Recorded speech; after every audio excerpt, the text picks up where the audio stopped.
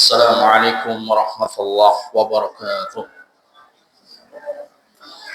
Alhamdulillah ala ihsani wa syukru lahu ala taufiqi wa amtinani wa asyhadu an la ilaha illa wahdahu la syarika lah ta'ziman li sya'ni wa asyhadu anna Muhammadan abduhu wa rasuluh ad-da'i ila ridwani wa sallallahu wa sallama wa ala alihi wa ashabihi wa ikhwani. يا أيها الذين آمنوا اتقوا الله حق تقاته ولا تموتن إلا وأنتم مسلمون.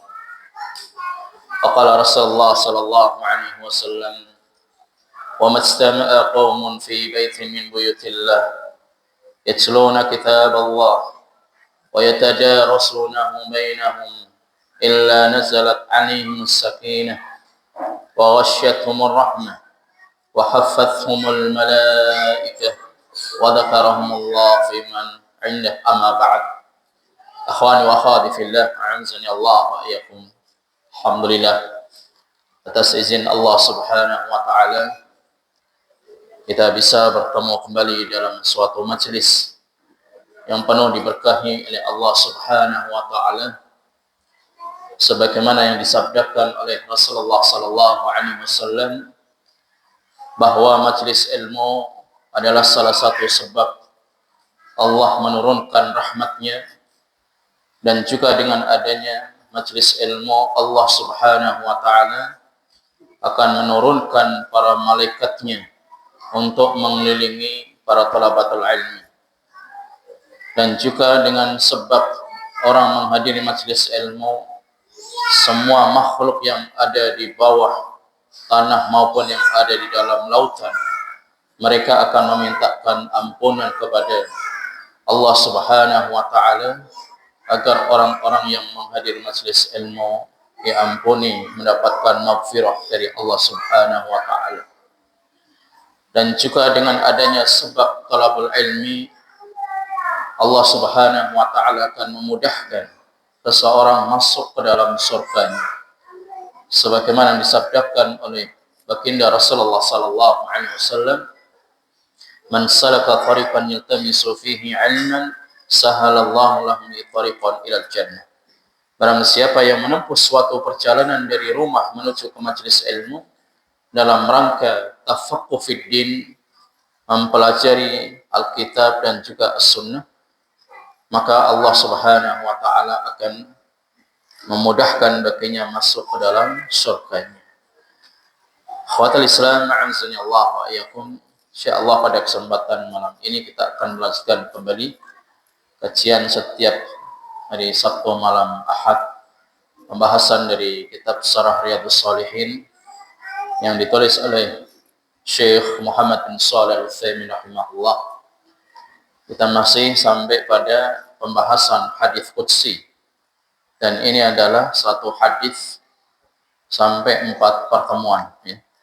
Ini menunjukkan bahwa hadis qudsi ini sangat penting sekali, harus kita kaji, dan menunjukkan tentang luasnya ilmu para ulama, karena mereka adalah pewaris para nabi, sebagaimana yang disabdakan oleh baginda Rasulullah sallallahu alaihi wasallam, al-ulama'u warathatul anbiya. Jadi para ulama adalah pewaris para nabi, yaitu para nabi tidak akan mewariskan kepada umatnya berupa harta, tetapi mereka mewariskan kepada umatnya dan juga kepada orang-orang yang Allah pilih agar mereka memahami ilmu agama. Kita sampai pada pembahasan terkait tentang hadis qudsi ini. Kita ingin mengulas kembali apa yang sudah kita sampaikan pada pertemuan sebelumnya. Mungkin antum yang masih mencatatnya. Ada 5 kriteria, 5 syarat taubatan nasuha itu diterima di sisi Allah Subhanahu wa taala. Ya. Jadi syarat taubatan nasuha itu akan diterima oleh Allah Subhanahu wa taala pada pertemuan sebelumnya, agar nyambung dengan pertemuan malam hari ini. Yang pertama apa syaratnya? Harus ikhlas, ya. Jadi harus ikhlas syaratnya, Kalau dia benar-benar taubatan nasuha, dosa-dosanya akan diampuni oleh Allah Subhanahu wa taala, bukan karena dia malu, bukan karena paksaan, tetapi karena ikhlas mengharap ridha Allah Subhanahu wa taala. Sebagaimana yang Allah sampaikan dalam surat An-Nur ayat 31, "Wa tubu ilallahi jami'an ayyuhal mu'minun la'allakum tuflihun." Kembalilah kalian, ya, wahai orang-orang yang beriman kepada Allah Subhanahu wa taala, supaya kalian ini termasuk golongan orang-orang yang beruntung, orang-orang yang sukses dunia akhirat. Ini syarat yang pertama. Syarat yang kedua, agar seseorang itu mendapatkan taubatnya itu diterima di sisi Allah Subhanahu wa taala. Syarat yang kedua apa? Hendaknya dia itu menyesal, ya, bukan bangga dengan perbuatan yang dia lakukan, tapi harus menyesal, ya. Jadi menyesal atas apa yang dilakukan tentang dosa-dosa besar, ya. Ini ciri-ciri orang yang taubatan nasuh. Kalau dia bangga dengan perbuatan yang dia lakukan, maka itu bukan taubatan nasuh. Jadi misalkan seseorang yang pernah dahulu di zaman jahiliyah yang belum dia paham ikut kajian sunnah atau sebelum hijrah, maka dia teringat, ya, dahulu misalkan, ya, misalnya pernah mencuri ayam tetangga. Sekarang sudah hijrah, dia sudah taubat, maka ia menyesal, ya, kenapa dulu saya sempat gitu, ya, mencuri ayam tetangga. Ya menyesal, bukan malah bangga, ya. Ketika ada orang yang mencuri, kemudian saya juga pernah mencuri, ya, bangga dengan menyampaikan kalimat seperti itu, ya. Jadi hendaknya apa yang dilakukan di masa silam dia ingat, dan ingatnya itu kemudian ia menyesal. Kemudian setelah menyesal dia beristighfar kembali kepada Allah Subhanahu wa taala. Talabul maghfirah, meminta ampunan pada Allah Subhanahu wa taala. Jadi ini penting sekali, ya, hendaknya orang-orang yang ingin bertobat kepada Allah harus menyesal, bukan malah bangga atau membanggakan di hadapan orang lain. Kemudian syarat yang ketiga, orang itu benar-benar dianggap dia itu sudah bertobat kepada Allah, ya. Artinya taubatan nasuha. Syarat yang ketiga harus apa? An yaqla'a anidam. Jadi hatinya itu harus apa? Gelisah, ya. Hatinya gelisah, bukan malah tambah senang, ya. Bukan hatinya itu malah dia bangga dengan perbuatan dosa yang dia lakukan. Sebagaimana Syekh Utsaimin rahimahullah, beliau menjelaskan, fala taubatan ma'al israri 'ala dzunub. Maka tidak ada taubat bagi orang yang melakukan perbuatan dosa besar itu dilakukan terus-menerus, ya. Ini bukan taubat orangnya. Dia menyesal atau dia beristighfar, tapi dilakukan terus-menerus, tidak meninggalkan perbuatan dosa. Maka ini bukan orang yang taubat kepada Allah Subhanahu wa taala. Dia harus, hatinya harus gelisah. Hatinya itu terusik dengan perbuatan yang dia lakukan. Kemudian syarat yang keempat, orang itu benar-benar taubatan nasuha, kata Syekh Utsaimin rahimahullah, an ya'zama ala alla ya'uda fil mustaqbal. Hendaknya orang yang telah melakukan perbuatan dosa ini, dia harus punya apa? Azam. Azam itu apa? Azam itu punya tekad yang kuat. Saya berjanji tidak akan melakukan dosa besar ini, ya. Misalkan dia pernah berzina, saya berjanji tidak akan mengulangi perbuatan ini, ya. Misalkan dia pernah melakukan perbuatan syirik, maka dia berjanji kepada Allah, saya tidak akan melakukan perbuatan syirik. Atau dia pernah melakukan perbuatan bid'ah, maka dia berjanji tidak akan pernah melakukan perbuatan bid'ah di waktu mustaqbal, di waktu yang akan datang. Ini syarat yang keempat. Kemudian syarat yang kelima, bagi orang-orang yang benar-benar taubatan nasuha, kata Syekh Utsaimin rahimahullah, an takuna taubatu fil waqti alladhi tuqbalu fi. Hendaknya orang yang ingin taubatan nasuha di waktu ketika dia itu melakukan perbuatan dosa. Pada waktu itu juga. Ya. Jadi tidak harus menunggu. Ketika dia melakukan perbuatan dosa, wah nanti saya menunggu ketika pas lebaran. Ya. Berarti ini orang tidak serius taubatnya. Ya. Atau dia menunggu nanti kalau sudah tua, nanti kalau sudah pensiun, maka orang ini belum dikatakan taubatan nasuha. Ya. Jadi orang yang benar-benar taubatan nasuha dari suatu perbuatan dosa besar, maka hendaknya pada waktu itu juga ketika dia melakukan perbuatan dosa besar, langsung beristighfar. Langsung kembali kepada Allah Subhanahu wa taala. Sebagaimana ya kisah daripada siapa? Fir'aun. Ketika Allah Subhanahu wa taala tenggelamkan Fir'aun dan bala tentaranya di Laut Merah dan ia ingin bertobat, maka Allah pun tidak akan menerima taubatnya karena nyawa sudah kerongkong. Atau ketika matahari terbit dari barat, maka ini pun sudah tidak ada gunanya orang ingin bertobat kepada Allah Subhanahu wa taala. Sehingga penting sekali ya taubatan nasuha itu dilakukan pas ketika dia melakukan dosa besar, tidak menunggu sampai ajal menjemput ataupun menunggu nanti ketika sudah tua atau yang lain. Sebagaimana firman Allah Subhanahu wa taala dalam surat An-Nisa ayat yang ke-18. Walaisatit taubatu lil ladzina ya'maluna as-sayyi'at. Dan tidak ada taubat bagi orang yang melakukan sayyi'at, perbuatan dosa-dosa besar. Hatta idza hadara ahadahumul maut, sampai ajal menjemputnya, ya, sampai ajal itu tiba padanya. Qala inni tubtul an. Aku ini bertobat kepada Allah Subhanahu wa taala sekarang. Ya, jadi tidak ada manfaatnya bagi orang yang ingin bertobat tetapi ajal sudah tiba atau nyawa di kerongkongan. Kemudian kita melanjutkan kembali pembahasan dari hadis qudsi ini.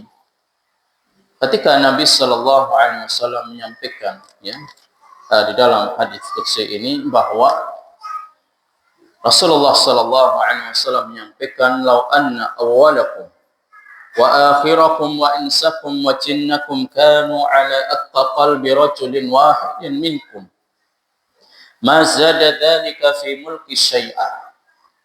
Seandainya ya, orang-orang pertama di antara kalian dan orang-orang yang terakhir di antara kalian dari golongan jin dan manusia, dan mereka ini memiliki ketakwaan orang yang paling takwa di antara kalian, maka ketakwaan mereka ini tidak akan menambah kekuasaan Allah Subhanahu wa taala sedikit pun. Jadi kemuliaan Allah itu bukan disebabkan karena takwanya manusia dan golongan jin. Jadi Allah Subhanahu wa taala tidak butuh partisipan, ya. Allah tidak butuh orang ini bertakwa semua kemudian derajat Allah itu naik. Karena Allah itu sudah mulia. Allah ini sudah memiliki kekuasaan dan Allah Subhanahu wa taala sudah menguasai semuanya dari zaman azali. Zaman azali itu zaman yang belum adanya sesuatu. Zaman yang belum diciptanya langit dan bumi, Allah ini sudah mengalami mutlaqul kamal, kesempurnaan yang sempurna. Jadi tidak berpengaruh dengan perbuatan manusia. Kemudian kata Syekh Utsaimin rahimahullah, beliau menjelaskan, "Lau kana an-nasu kulluhum minal jinni wal insi wa awwalihim wa akhirihim, lau kanu kulluhum fujjaran wa ala afjari qalbi rajulin, fa inna dzalika la yanqusu min dzalika min mulkillahi syai'an." Jadi apabila seluruh manusia atau seluruh ya golongan dari manusia dan golongan dari bangsa jin, sejak pertama sampai yang terakhir, dari Adam sampai hari kiamat, mereka ini ya memiliki kefasikan, ya. Orang yang paling fasik di antara kalian. Jadi misalkan dari bangsa jin dan manusia ini akidahnya rusak, akhlaknya juga rusak, seperti halnya Fir'aun misalkan. Jadi seluruh manusia di dunia ini sama seperti perbuatan Fir'aun, maka itu pun juga tidak akan mengurangi kemuliaan Allah Subhanahu wa taala. Jadi kemuliaan Allah itu tidak dipengaruhi dengan dua hal, ya, dengan dua faktor. Faktor yang pertama, kemuliaan Allah tidak akan dipengaruhi dengan ketaatan manusia, dan faktor yang kedua, kemuliaan Allah tidak akan berkurang atau tidak akan menurun dengan perbuatan kefasikan manusia dan jin. Ya. Jadi Allah Subhanahu wa taala sekali lagi itu sudah maha sempurna, Allah maha kaya, Allah maha menguasai sebelum terjadinya sesuatu. Ya, sebelum diciptakan sesuatu, sejak zaman azali Allah Subhanahu wa taala sudah sampai pada mutlaqul kamal, ya, kesempurnaan yang paripurna. Kemudian kata Allah Subhanahu wa taala dalam surat Az-Zumar ayat yang ke-7, "In takfuru fa innallaha ghaniyun 'ankum." Apabila kalian wahai manusia, kalian itu semuanya kafir, kalian itu tidak percaya, tidak mengimani dengan adanya rukun iman, wala yardha li ibadihi, ya, fa innallaha ghaniyun ankum, maka sesungguhnya Allah Subhanahu wa taala itu maha kaya. Allah tidak butuh manusia. Allah tidak butuh manusia itu bisa menjadi takwa semua. Allah tidak butuh manusia itu beramal solih semua. Tapi itu semua kembali kepada siapa? Kembali kepada manusia itu sendiri. Jadi Allah tidak butuh amalan manusia. Wala yardha li ibadihi al-kufr. Dan Allah tidak akan ridha dengan perbuatan-perbuatan kekufuran dari manusia. Wa in tashkuru yardahu lakum. Apabila kalian mensyukuri nikmat-nikmat Allah Subhanahu wa taala, maka Allah pun akan ridha kepada kalian. Ya. Kemudian kata beliau, "Fallahu jalla wa ala la yanqusu mulkuhu bi ma'siyatil usah." Dan Allah Subhanahu wa taala tidak akan berkurang kemuliaannya, kerajaannya dengan perbuatan-perbuatan maksiat yang dilakukan oleh manusia ataupun dari bangsa jin. Ya. Jadi sekali lagi, kesempurnaan Allah tidak akan bertambah dan juga tidak akan berkurang dengan perbuatan manusia. Kemudian beliau menyampaikan kembali, la wala yazidu bi ta'ati ta'iin. Ya.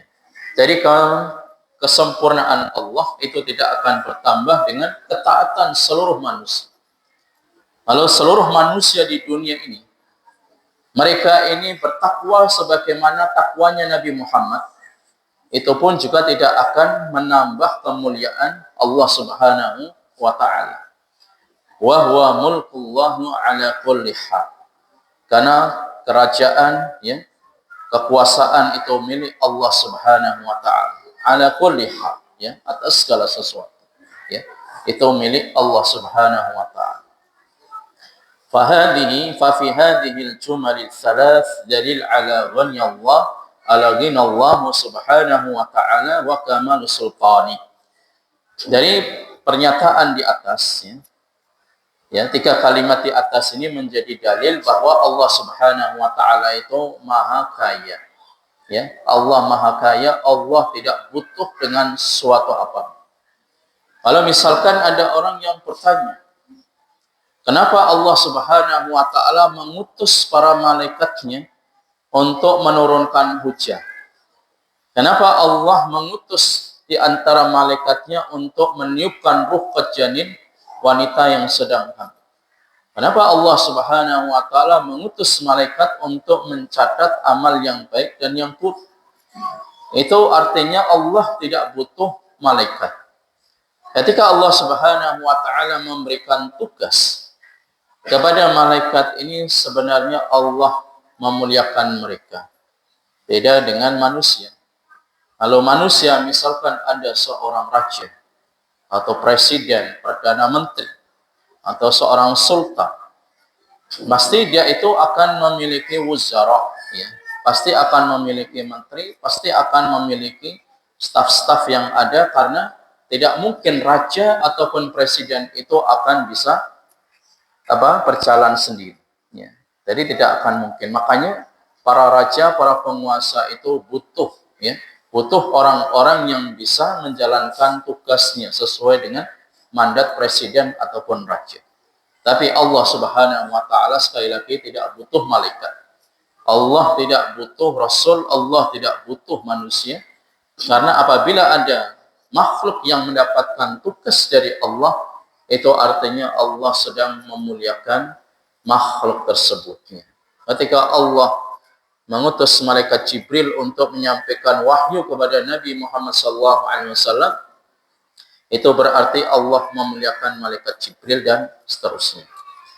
Selanjutnya, khawatul Islam azani Allah wa iyyakum, ya. Wa annahu la yatadurruhu bi ahadi wa la yantafa'u bi ahadin li'annahu ghaniyun an kulli ahadin. Jadi Allah Subhanahu wa taala tidak akan pernah mendapatkan suatu madarat, atau Allah Subhanahu wa taala tidak akan mampu, atau Allah tidak akan mendapatkan manfaat dari seorang pun, karena Allah itu maha kaya. Jadi Allah tidak butuh dengan suatu apapun, ya. Bahkan Allah Subhanahu wa taala Allahus Samad. Allah ini tempat bergantung atas seluruh makhluknya. Selanjutnya kata Nabi sallallahu alaihi wasallam, "Tsumma qala ta'ala ya 'ibadi, law anna awwalakum wa akhirakum wa insakum wa jinnakum qamu fi sa'idin wahidin fasa'aluni fa'ataitu kulla insanin mas'alatah ma naqasa dhalika mimma 'indi illa kama yanqusul mikhya illa kama yanqusul al-makhitu idza udkhilal bahr." Wahai hamba-hambaku, apabila dari orang yang pertama dan orang yang terakhir di antara kalian, dari golongan manusia dan golongan jin, mereka ini berdiri di satu tempat yang tinggi, di suatu tempat yang tinggi. Kemudian setiap manusia itu punya hajat masing-masing, ya. Seluruh manusia di dunia dan seluruh bangsa jin di dunia, mereka ini berada di suatu tempat yang tinggi dan semuanya memohon kepada Allah dengan permohonan yang berbeda-beda. Yang satunya minta ingin diluaskan rizkinya. Yang satunya lagi minta disembuhkan dari penyakitnya. Satunya lagi minta jabatan. Satunya lagi supaya sukses usahanya dagangan. Jadi semua manusia itu memohon kepada Allah dengan semua kebutuhan masing-masing. Itu pun juga tidak akan mengurangi kekayaan Allah. Itu tidak akan pernah mengurangi, ya, apa yang Allah miliki. Kecuali apa? Kecuali kata Nabi sallallahu alaihi wasallam dalam hadis qudsi, sebagaimana al-mukhit, ya. Jadi al-mikhyat, ya, sebagaimana jarum ketika dimasukkan ke dalam laut. Bayangkan, ya, jarum dimasukkan ke dalam laut, kemudian diambil lagi dan ada tetesannya, itulah sedikit sekali, ya, tidak akan mengurangi kekayaan Allah Subhanahu wa taala. Sehingga Allah itu ghaniyun, ya, ghaniyun hamid. Allah itu maha kaya, ya. Allah maha terpuji, sehingga kita semua ini adalah hamba dari yang maha kaya. Kalau kita ingin meminta sesuatu, mintalah kepada Zat yang maha kaya. Jangan pernah kita meminta-minta kepada orang yang mereka juga butuh dengan Allah Subhanahu wa taala. Bahkan Allah Subhanahu wa taala sampaikan, "Ya ayyuhan nas antumul fuqara'u ila Allah." Wahai manusia, sesungguhnya kalian itu fuqara. Jamak dari fakir. Kalian itu benar-benar sangat membutuhkan kepada Allah Subhanahu wa taala. Maka mintalah kalian kepada Allah Subhanahu wa taala. Kemudian kata Syekh Utsaimin rahimahullah, ya, dari jumlah kalimat yang disampaikan oleh Nabi sallallahu alaihi wasallam menunjukkan tadullu ala si'ati mulkillahi azza wa jalla. Menunjukkan apa? Luasnya kerajaan Allah Subhanahu wa taala. Luasnya kekuasaan Allah Subhanahu wa taala wa ala kamali ghinahi tabaraka wa taala. Dan maha sempurnanya kekayaan Allah Subhanahu wa taala tidak akan pernah berkurang sedikit pun kecuali tadi jarum yang dimasukkan ke dalam lautan kemudian ditarik lagi ke atas dan tetesannya itulah yang berkurang dari seluruh manusia yang dia minta kepada Allah itu tidak akan berkurang kecuali hanya sangat sedikit sekali. Law annal awwalina wal akhirina wal insi wal jin qamu kulluhum fi sa'idin wahidin. Ya. Kata Syekh Utsaimin rahimahullah menjelaskan hadis qudsi yang disampaikan oleh Rasulullah sallallahu alaihi wasallam. Apabila orang-orang yang pertama di antara kalian dan orang-orang terakhir di antara kalian dari kalangan jin dan manusia, mereka ini berdiri di suatu tempat yang tinggi dan semuanya memohon permunajat kepada Allah Subhanahu wa taala, ma tablughu nufusuhum min ayyi mas'alah wa in adhamat fa'atallahu kulla insanin ma sala'a bal aqallahu kullam sa'ilin. Ya. Dan Allah Subhanahu wa taala berjanji akan memberikan apa yang diminta oleh manusia. Bayangkan, ya. Jadi Allah akan memberikan apa yang diminta oleh manusia meskipun mereka itu meminta dengan berbagai persoalan yang dia minta, ya. Mungkin setiap saat, ya, seluruh manusia di dunia ini meminta dalam waktu yang sama, ya, dengan permintaan yang berbeda-beda. Allah Subhanahu wa taala tidak akan kebingungan. Allah tidak akan pernah keder dengan permintaan permohonan seluruh manusia. Ini menunjukkan maha sempurnanya Allah Subhanahu wa taala. Dan Allah Subhanahu wa taala pasti akan mengabulkan apa yang diminta oleh manusia. Makanya doa itu adalah suatu ibadah, ya. Sahabat Umar bin Khattab radhiyallahu an ini tidak pernah mempermasalahkan doanya itu dikabulkan atau tidak. Kenapa? Karena ketika berdoa itu adalah ibadah.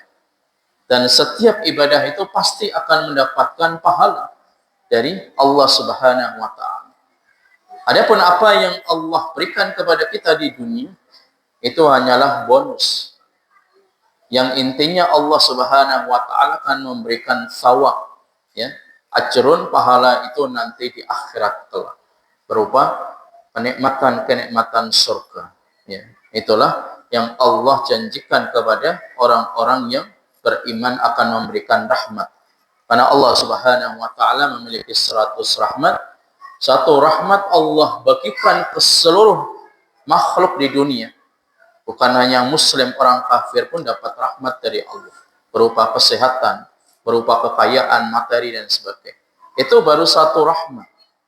Ya, semua orang bisa merasakan, binatang, tumbuhan bisa merasakan rahmat Allah Subhanahu wa taala berupa air hujan. Dan 99 Allah akan simpan.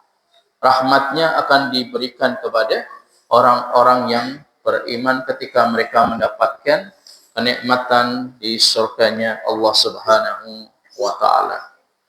Selanjutnya, khawatul Islam a'azzani Allah wa iyyakum. Kata Syekh Utsaimin rahimahullah ketika menjelaskan hadis ini, fa inna dzalika la yanqusu min mulkillahi syai'a li'anna Allah jawadun. Jadi semua apa yang diminta manusia tidak akan mengurangi kekayaan Allah Subhanahu wa taala karena Allah itu maha jawadnya. Jawad artinya maha dermawan, ya.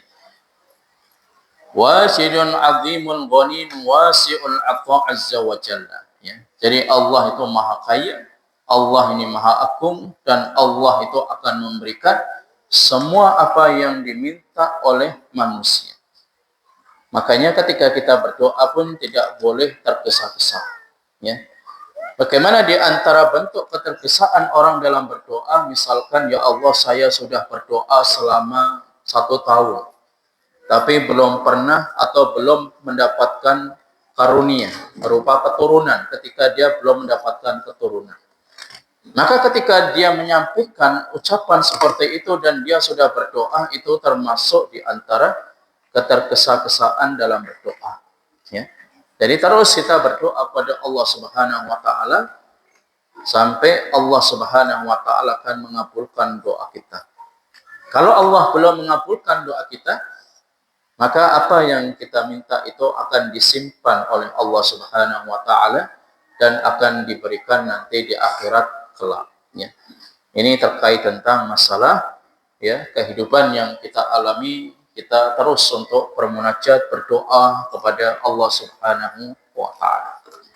Kemudian Syekh Utsaimin rahimahullah ingin menjelaskan hadits qudsi yang mana Nabi sallallahu alaihi wasallam apabila manusia itu seluruh manusia memohon kepada Allah dengan persoalan masalah yang berbeda-beda, Allah akan memberikan, ya, Allah akan mengabulkan, ya, Allah akan mendengar mereka dan tidak akan mengurangi apa yang Allah miliki.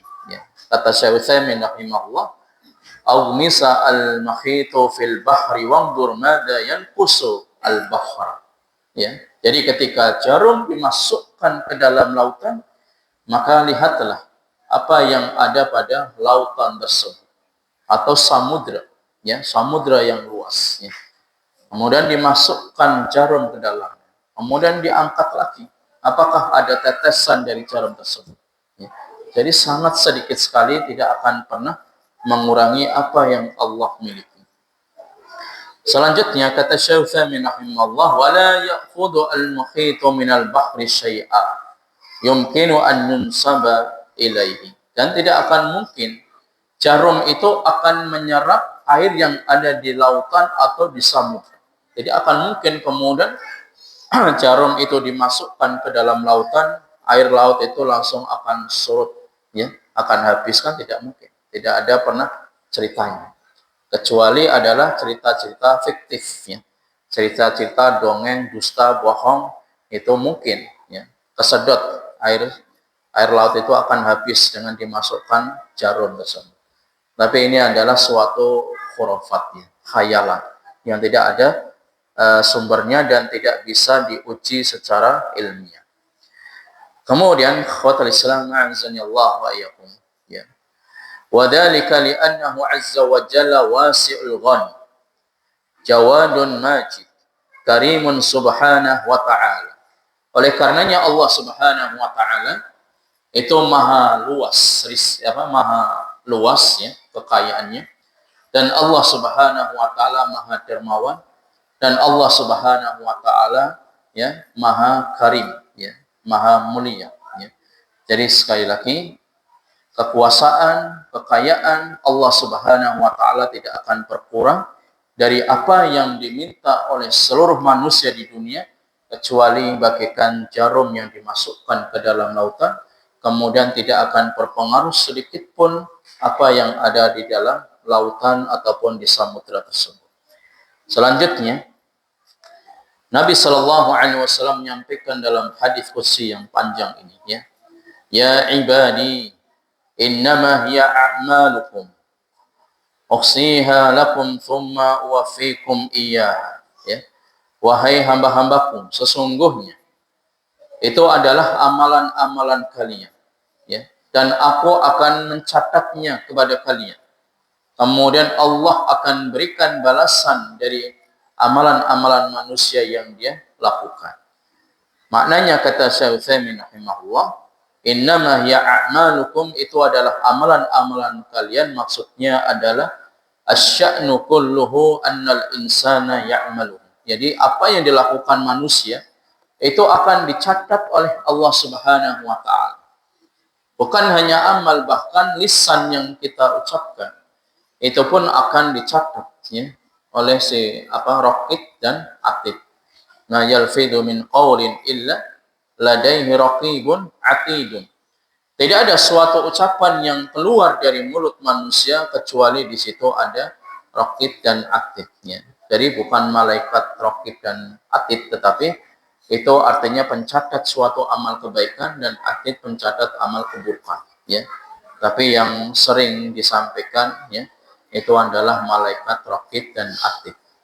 Jadi raqib itu artinya yang mencatat amalan-amalan yang baik, kemudian atid mencatat amalan-amalan yang buruk. Kemudian kata beliau, yahsallahu a'malahu. Ya, Allah akan mencatat, Allah akan menyimpan amal perbuatan manusia. Tsumma idza kana yaumul qiyamati wafahu iya. Kemudian ketika pada hari kiamat Allah akan berikan amalan-amalan manusia. Allah akan ganti apa yang dilakukan manusia dengan pahala. Ya. Jadi sebenarnya apa yang kita lakukan ini kembali kepada diri kita. Tidak akan rugi kita melakukan kebaikan. Meskipun kita melakukan kebaikan, tetapi orang yang kita kasih kebaikan itu tidak pernah mengucapkan terima kasih. Atau sebaliknya, orang yang kita kasih itu malah dia, ya, ibaratnya dia seperti air susu dibalas dengan air toba. Ya. Jadi dia kita kasih bantu, dia sedang susah tapi tidak pernah, ya, tidak pernah dia mengucapkan terima kasih, tidak pernah berbalas budi, tetapi malah justru dia melakukan keburukan kepada kita. Ya. Akhirnya kita pun mengungkit-ungkit apa yang kita perbuat kepadanya. Ya. Makanya wasiat Allah Subhanahu wa taala, wala tubtilu ya shadaqatikum bil manni wal adha. Janganlah wahai manusia kalian batalkan sedekah-sedekah kalian dengan mengungkit-ungkitnya. Kita sudah ngasih ini, sudah ikhlas. Tapi berhubung dia itu tidak baik dengan kita, akhirnya kita pun mengungkit-ungkit apa yang kita lakukan. Coba kalau tidak saya bantu. Kalau nggak tak bantu, dia itu akan tetap susah hidupnya. Ya.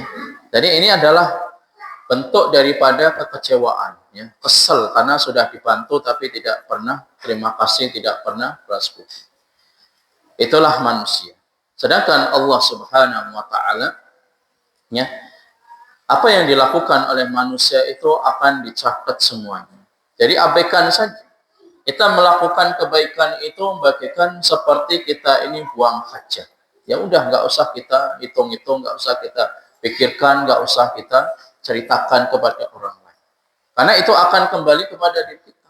Mau manusia ini balas budi kepada kita, manusia mau terima kasih atau tidak kepada kita, jelas kebaikan itu akan disimpan oleh Allah. Dan akan Allah berikan balasan pada hari kiamat.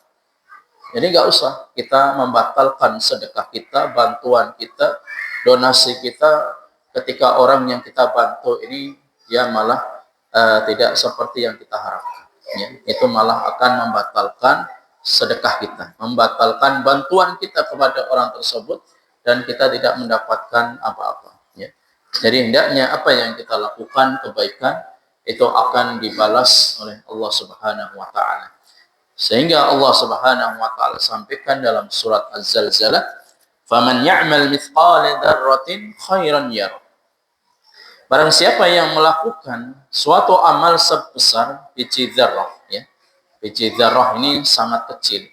Ada yang menafsirkan sebesar atom yang itu mungkin, ya, bentuknya itu tidak terlalu besar. Tapi kebaikan ini akan dibalas oleh Allah Subhanahu wa taala. Ya. Wa man ya'mal mithqala dzarratin syarran yarah. Barang siapa yang melakukan keburukan sebesar biji zarah ataupun atom, dia pun juga akan mendapatkan keburukan. Ya. Jadi itulah, ya, apa yang Allah berikan kepada manusia itu, Allah memang maha adil. Manusia melakukan kebaikan pasti akan mendapatkan pahala. Manusia melakukan keburukan, maksiat, pasti dia akan dapat dosa. Ya.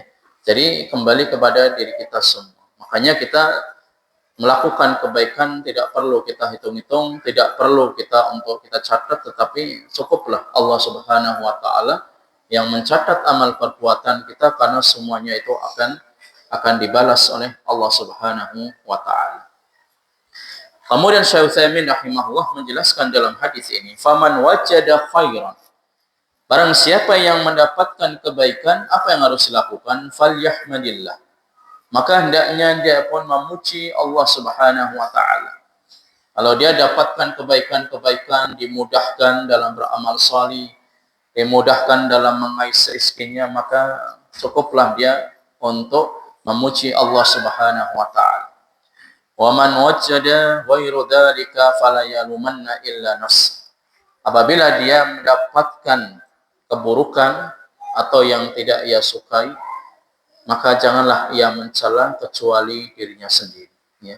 Dari manusia hidup di dunia sama, ya. Waktu kita sama 1 kali 24 jam dan kesempatan kita sama untuk bisa beramal solih. Tapi kalau kita tidak isi waktu-waktu kita untuk beramal solih, akhirnya waktu ini akan kesedot untuk melakukan amalan-amalan yang buruk. Ketika timbangan amalan yang buruk ini lebih berat daripada amal solih, maka dia akan celaka, ya. Dan janganlah dia mencela kecuali dirinya sendiri, ya.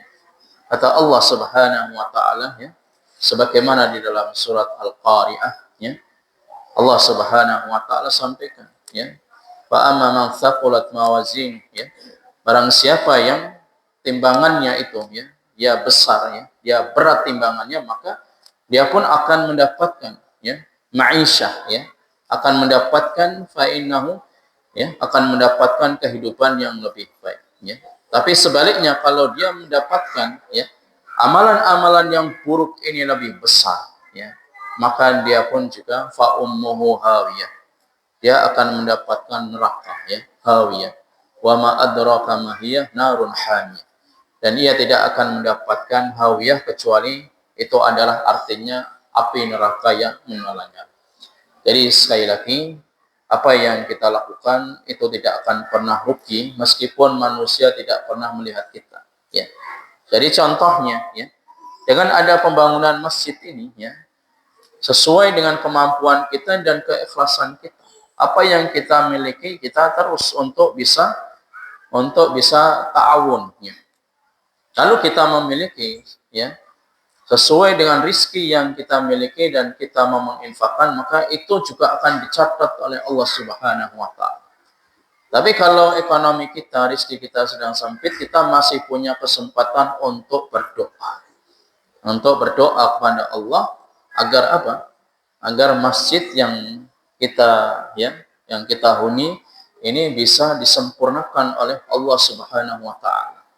Sehingga Allah menggerakkan hati orang-orang yang memiliki keluasan miskin.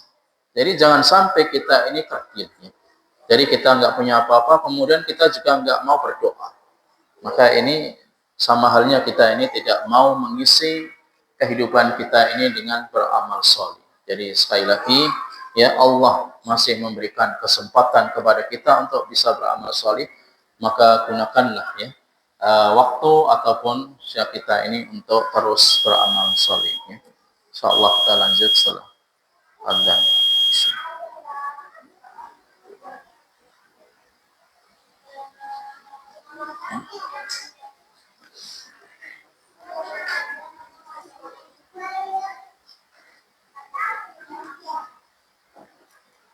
Saya jelaskan kembali penjelasan yang disampaikan oleh Syekh Muhammad bin Shalih Al-Utsaimin rahimahullah terkait tentang hadis qudsi yang disampaikan oleh Rasulullah sallallahu alaihi wasallam. Beliau sampaikan, "Li anna Allah huwa alladhi manna 'alaihi awwalan wa akhiran."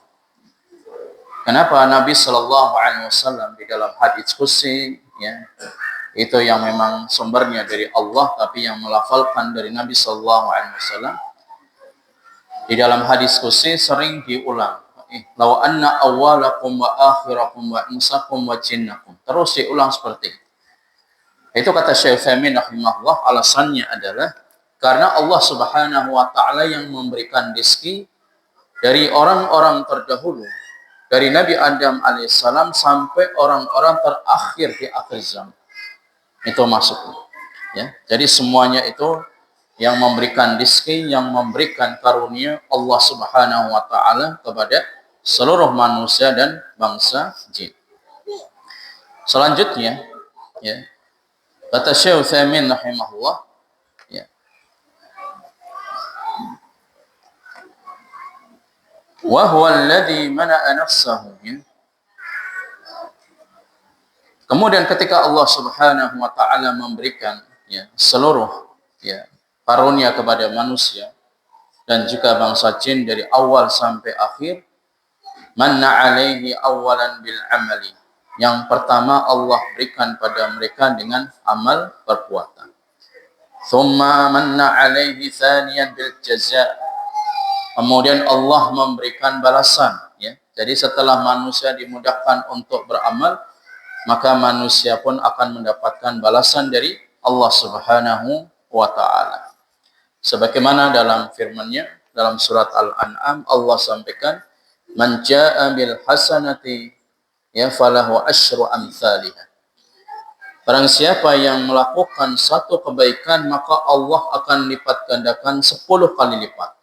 Dari satu kebaikan ini Allah akan ganti 10 kali lipat. Wa man jaa'a bis-sayyi'ah fala yujza illa mithlaha. Barang siapa yang melakukan satu keburukan, maka Allah hanya akan mencatat keburukan itu 1 kali. Ini bagaimana maha jawatnya, maha dermawannya Allah Subhanahu wa taala. Allah tidak melipat gandakan keburukan yang dilakukan manusia sekali dengan 10 kali lipat, tetapi Allah hanya mencatat keburukan itu hanya 1 kali keburukan. Tapi di saat manusia melakukan satu kebaikan, Allah akan mencatat ataupun melipat gandakan 10 kali lipat. Kemudian Syekh Utsaimin rahimahullah menjelaskan, fahadal hadis haditsun azim. Maka hadis ini adalah hadis yang mulia, hadis yang agung. Tanawaluhul ulama'u bisyarhi wa istinbatil fawaid wal ahkamu min. Jadi para ulama itu telah mengambil istimbat, mengambil beberapa faedah intisari dari hadis tersebut, dan juga mengambil terkait tentang masalah hukum-hukum dalam hadis ini. Wa mimman afradalahu mu'allifan Syekhul Islam Ibnu Taimiyah rahimahullah. Sebagaimana yang ditulis atau karya Syekhul Islam Ibnu Taimiyah rahimahullah, beliau pernah menjelaskan, fa innahu syarah hadal hadis fi kitabil mustaqil. Jadi hadis ini pernah disyarah oleh Syekhul Islam Ibnu Taimiyah dengan syarah yang kitab yang terpisah. Fa'alal insan an yatadabbara hadal haditha wa yata'ammal. Jadi hendaknya bagi seseorang untuk memperhatikan, mentadabburi, menghayati, memperhatikan hadis ini, karena hadis ini adalah hadis yang agung, hadis qudsi.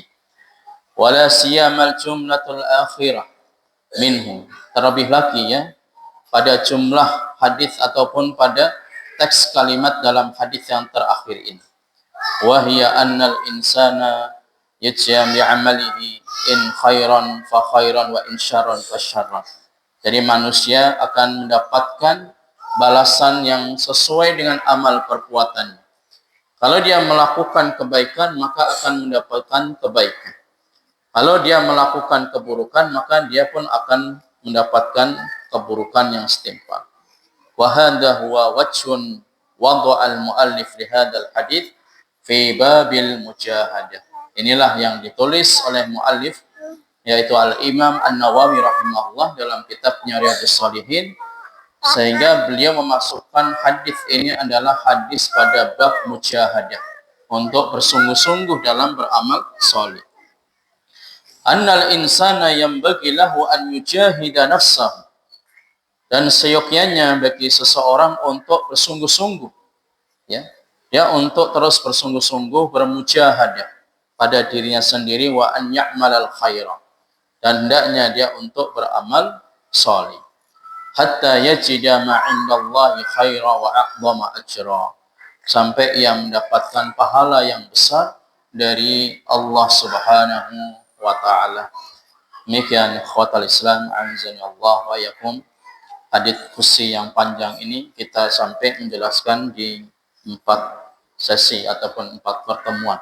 Ini menunjukkan hadis ini hadis yang sangat agung, hadis yang memiliki faedah yang sangat banyak, dan juga hadis yang memiliki tentang cakupan ilmu yang sangat luas. Mungkin ada pertanyaan dari jamaah, silakan.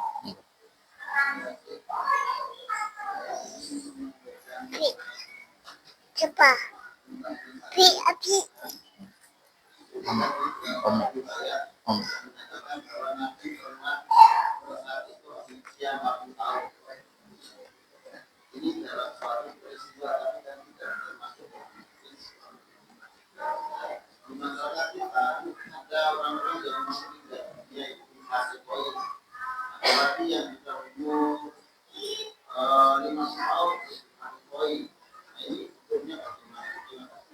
Ya. Jadi sebenarnya kalau kita ingin mengikuti ajaran Nabi Shallallahu Alaihi Wasallam, ya, sunnah Nabi Shallallahu Alaihi Wasallam, akikah itu dilakukan itu setelah ya kelahiran pada hari yang ketujuh. Ya, kullu ghulamin yurhanu bi aqiqatih. Jadi setiap anak yang lahir itu tergadekan dengan akikahnya. Ya, fayusamma wa yutbah wa yuhlaq ra'sah. Maka pada hari yang ketujuh kelahiran, ia diberi nama, diakikahi dan dipotong rambutnya. Itu sunnah yang diajarkan oleh Nabi Sallallahu Alaihi Wasallam. Sebagian ada hadis yang mengatakan itu boleh dilakukan pada hari yang ketujuh, ke-14 atau 21. Jadi kelipatan 7.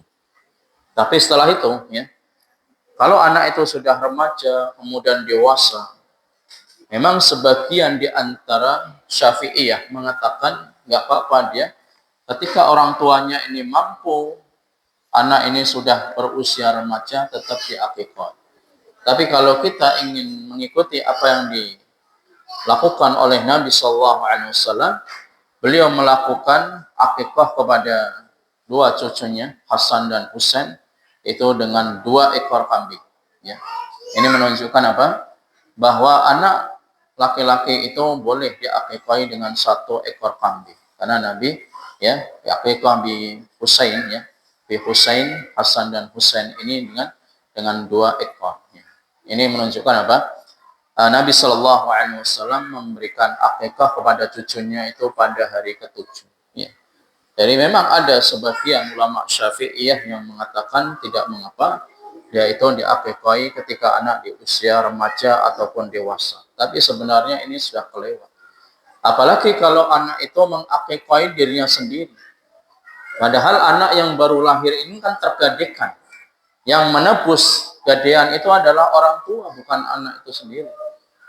Jadi yang menjadikan tanggungan itu adalah orang tua, bukan anaknya. Jadi misalkan saya dulu belum pernah diakikahi. Sekarang saya ingin mengakikahi sendiri ya tidak apa. Ya, karena dilihat dari sisi waktu pun juga sudah kelewat.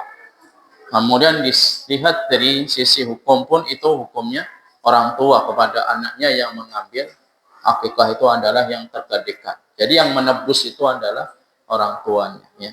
Apalagi kalau diakikahi sudah meninggal dunia, diakikahi kemudian sudah tua dia akikahi sendiri, itu Allah Ta'ala alam, kita belum mendapatkan adanya nas hadis ataupun athar dari para salaf yang melakukan demikian. Ya. Jadi kita lebih baik meninggalkan perkara-perkara yang belum ada sumbernya, nas yang sharih yang jelas, ataupun yang belum pernah dilakukan oleh para salaf ya, dari kalangan sahabat, tabi'in dan tabi'ut tabi'in. Ya. Itu yang lebih selamat kita untuk melakukan akikah kepada anak-anak kita ketika sudah berusia 7 tahun. Dan akikah ini tidak boleh diganti dengan selain daripada hewan yang disebutkan oleh Nabi Sallallahu Alaihi Wasallam. Tidak boleh orang itu kemudian saya ingin mengakikahi 100 ekor ayam misalnya. Tidak boleh. Ya, mentang-mentang dia punya kandang ayam 100 ekor tak ganti pengganti daripada 1 ekor kambing misalnya. Atau tidak boleh juga diganti dengan roti. Karena kebanyakan di kampung ada undangannya apa? Akikah anak. Akikahnya pakai apa? Pakai roti. Ini jelas tidak pas sama sekali. Karena ini banyak, kita juga pernah mendapatkan undangan. Ya.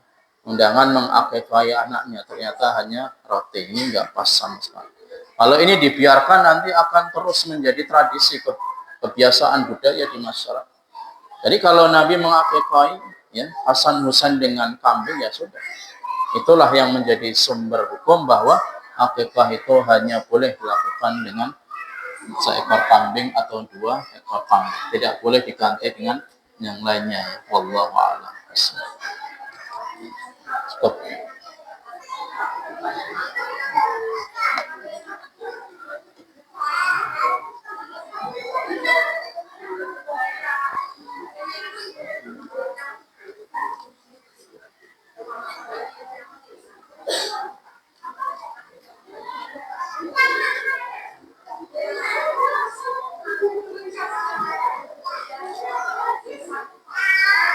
Kemudian ada pertanyaan via WA.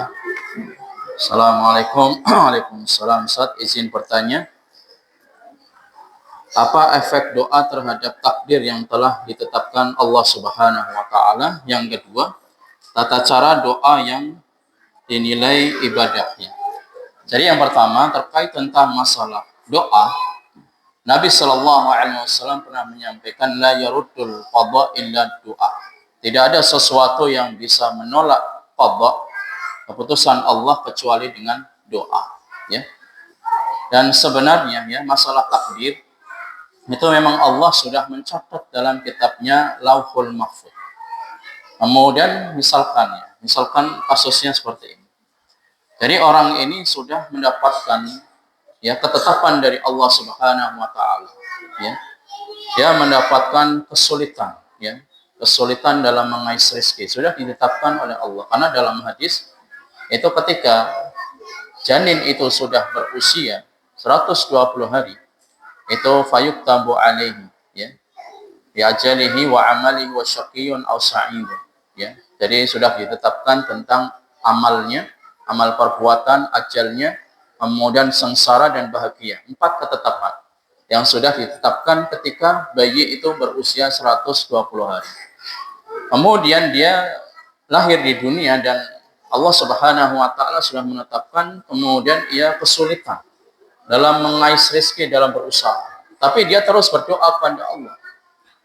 Maka Allah Subhanahu wa taala merubah takdir itu. Ada yang takdir sifatnya sanawi, ya. Takdir sanawi itu artinya takdir yang itu sifatnya tahunan. Makanya ketika pada malam Lailatul Qadar, ya, Allah Subhanahu wa taala itu mentakdirkan setahun yang akan datang. Dan ada sifatnya takdir itu yang memang permanen gitu. Jadi yang sudah ditetapkan oleh Allah Subhanahu wa taala. Dan kita nggak tahu takdir kita bagaimana. Makanya benar yang disampaikan Nabi Shallallahu Alaihi Wasallam, ya. Jadi tidak ada sesuatu yang bisa menolak ataupun merubah takdir kecuali doa. Adapun kondisi itu akan berubah dengan doa, itu sebenarnya di dalam Lauhul Mahfuz pun juga sudah dirubah oleh Allah Subhanahu wa taala sebelumnya. Jadi hendaknya kita untuk selalu husnudzon, berprasangka baik kepada Allah Subhanahu wa taala, maka kita untuk terus berdoa, ya. Kita ini hanya diperintahkan berdoa dan ikhtiar. Adapun selanjutnya itu diserahkan kepada Allah Subhanahu wa taala. Kemudian pertanyaan yang kedua, bagaimana doa itu bisa dinilai ibadah?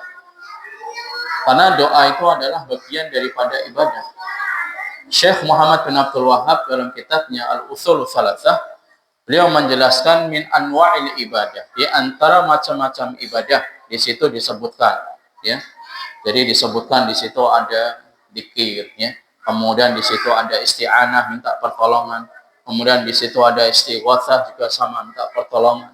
Ada isti'adzah, minta perlindungan. Kemudian doa. Doa itu bagian daripada ibadah. Makanya Nabi menyampaikan ad-doa'u huwal ibadah. Dalam hadis lain, redaksi lain, ad-doa'u mukhul ibadah. Tapi ini kurang kuat hadisnya, ya. Yang kuat adalah ad-doa'u huwal ibadah. Jadi doa itu adalah intisari ibadah. Itu yang mengatakan Nabi Sallallahu Alaihi Wasallam. Jadi kita berdoa, meskipun kita punya hajat, itu dinilai ibadah. Karena yang memerintahkan kita berdoa itu Allah Subhanahu wa taala, ya. Bahkan kalau orang tidak berdoa ini berdosa.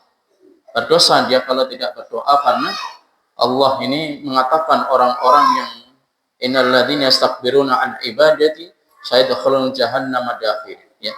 Orang-orang yang menyombongkan diri, tidak mau berdoa kepada Allah, termasuk orang-orang yang istikbar, ya, orang-orang yang sombong, dan akan dimasukkan ke dalam neraka bersama orang-orang yang dihinakan Allah Subhanahu wa taala. Jadi intinya di dalam nas Alkitab dan As-Sunnah doa itu ibadah. Baik itu doa akan dikabulkan langsung atau ditunda oleh Allah.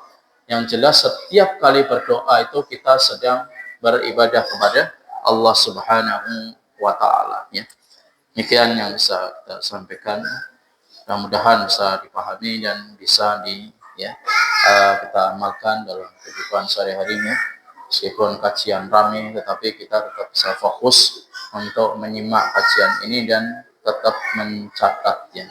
Jadi kalau belum paham bisa ditanyakan, ya, baik melalui admin ataupun langsung tanyakan via WA. Tafi bihadzal qadar bi kafaratul majlis. Subhanakallahumma bihamdika asyhadu an la ilaha illa anta astaghfiruka wa atubu ilaik. Wassalamu alaikum warahmatullahi wabarakatuh.